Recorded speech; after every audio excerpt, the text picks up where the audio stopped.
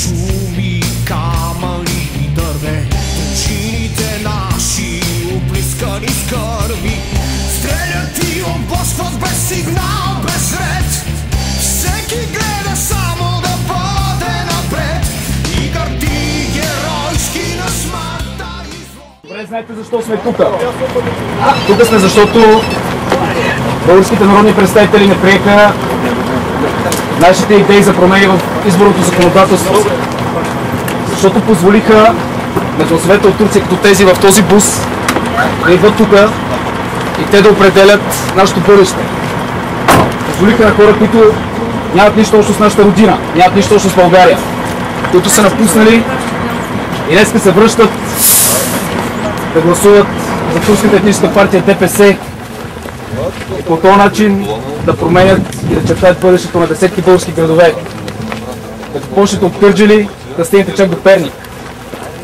Затова ние днес сме тук, защото нямаме намерение да се оставим бъдещето ни да се определя от хора, които не знаят грам български, не се интересуват от проблемите на нашата родина, идват тук докарани с автобуси само и само да гласуват.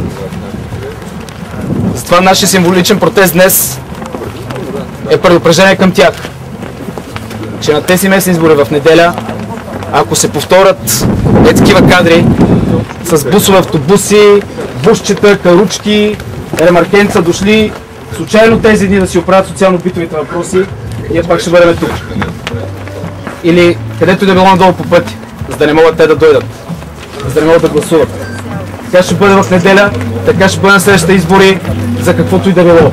За Народно събрание, за Европейския парламент, за президент, за всичко. Това е нашето послание към тях. Дръжте високо знамената, да живее България! Да живее! Да ми кажете защо дойдохте тук днес?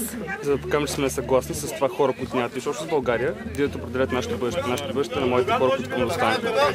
Хора, които идват с автобуси, с бусове и по какъв начин, за да гласуват тук. Този протест разрешен ли от някой? Не, този протест не е разрешен. Един вид какво демонстрирате? Демонстрираме нашето несъгласие с турски изборен туризъм. Благодаря ви. Обратно след 3 дена, тръгвам обратно. Именно да е в неделя. Сега аз седна днеска да ще погребаме, след един два ден се връщам обратно, защото аз съм на работа. Не мога да... И заради той, че с това, дето проявление, ще объркате много работи. Кой ще объркаме? Ще объркате много работи. За нашите гласове още приеха в... Как не е вярно? Не е вярно изобщо. Точно да това е вярно. Нямате такова ти. Каквото такова няма? Ако ги разедините... Кои ако разединим? Ние не искаме хора от чужбина да идват да гласуват в България, чисто и просто. Не искаме тези хора да решат нашето бъдеще. Това е положението. Те си гласуват в Бурса, в Измаил, там където живеят. Те живеят там си плащат данъците. Там ще гласуват. Ние си плащаме данъците да пътуваме, има граница тогава. Вие си плащат данъците да пътувате, това е чудесно. И ще ги плащате. Тази граница ще стане европейска. По-сериозно. Турция не е свободна Европа. Турция е друга държава. Там няма права и свободи. Как да няма права? Как да има? Турция е защо пътувам? Значи имам право. Имаш право да пътуваш, няма нищо лошо. Обаче аз не искам да возиш тези хора да гласуват в България. Няма. Ай сега не ми обясняй, кога си тръгваш? Няма. Тръгвам обратно след 3 дена. За 3 дена след неделя, нали? Кой интересува мене? Тебе може да не те интересува това, че... Тебе може да не те интересува, че хора като Ахмед Доган ги интересуват. Те плащат за тази работа. Организират хората. Това ще го залепа след. Това е положението. Ние не искаме тези хора да гласуват при нас. Няма да пуснат в държавата, аз съм платил такова, който ще ви пусне, съгласно не да гласуват. Давайте! Така.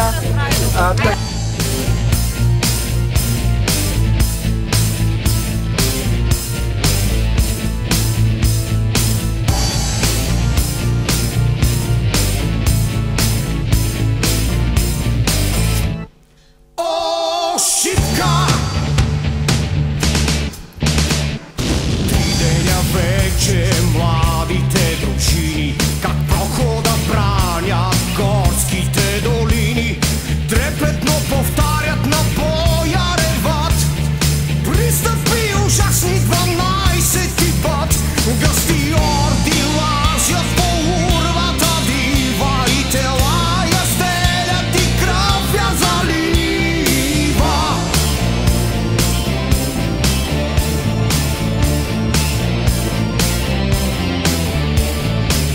тъжко шуми камъни и дърве. Точините наши оплискани с кърви стрелят и обостват без сигнал, без ред. Всеки гледа само да бъде напред и гърди геройски на смъртта изложи. Един враг повече мъртъв да положи. Геройски на смъртта изложи. Един враг повече мъртъв да положи. Гърди геройски на смъртта изложи. Един враг повече мъртъв да положи.